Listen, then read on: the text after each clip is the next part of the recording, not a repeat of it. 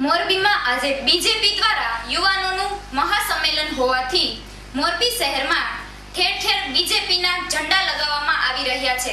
આ ઝંડા લગાવવામાં મોરબી નગરપાલિકાના સરકારી વાહનોનો ગેરઉપયોગ કરાતો હોવાથી કોંગ્રેસે ઘટના સ્થળ પર જઈ ઝંડા લગાવતા અટકાવ્યા હતા અને ઉગ્ર વિરોધ પણ કર્યો હતો। મોરબીમાં આજે બીજેપી યુવાનો સંમેલન હોવાથી બીજેપીના કાર્યકરો દ્વારા ઠેર ઠેર ઝંડા લગાવવામાં આવી રહ્યા છે।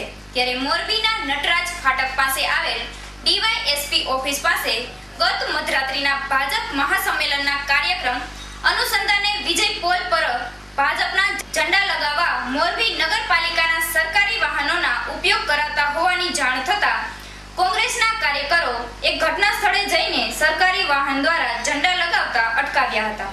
આ અંગે કોંગ્રેસના કાર્યકરોએ મોરબી નગરપાલિકાના ચીફ ઓફિસર, મામલતદાર તેમજ ડેપ્યુટી કલેક્ટરને જાણ કરી હતી, પરંતુ કોઈ અધિકારીઓ ન દેખાતા છેવટે પાલિકાના હેડ ક્લાર્ક ઘટના સ્થળ પર આવી અને આ અંગે પંચરોજ કર્યું હતું। એક તરફ મોરબીમાં અનેક વિસ્તારોમાં સ્ટ્રીટ લાઇટ બંધ હોવાની ફરિયાદ ઉઠી છે, ત્યારે આ સરકારી વાહન પોતાની ફરજ પૂરી કરવાને બદલે બીજેપીની સેવામાં વ્યસ્ત હતું, જેનો ખામિયાજો પાલિકા કર્મચારીએ પણ ભોગવવો પડ્યો હતો અને સરકારી વાહન પર રકઝક દરમિયાન 2 કલાક ઊભા રહેવું પડ્યું હતું। અહેવાલ સત્યમ હંસોરા, બિગ ન્યૂઝ, મોરબી। તમે આવો નથી આવ્યા, મામલતદારને ફોન કર્યો નથી આવ્યા, ચીફ ઓફિસર નથી આવ્યા, તમામ પત્રકારો હાજર છે। મોરબીમાં તમામ લાઇટો બંધ છે, પણ ભાજપના કાર્યક્રમ માટે સરકારી મશીનરીનો ગેરઉપયોગ કરે।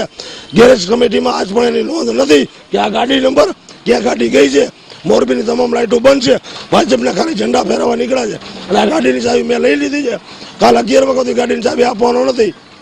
આ વસ્તુ આ બાબત તમારી માંગણી શું છે? મારી માંગણી છે કે આ ગાડીને જે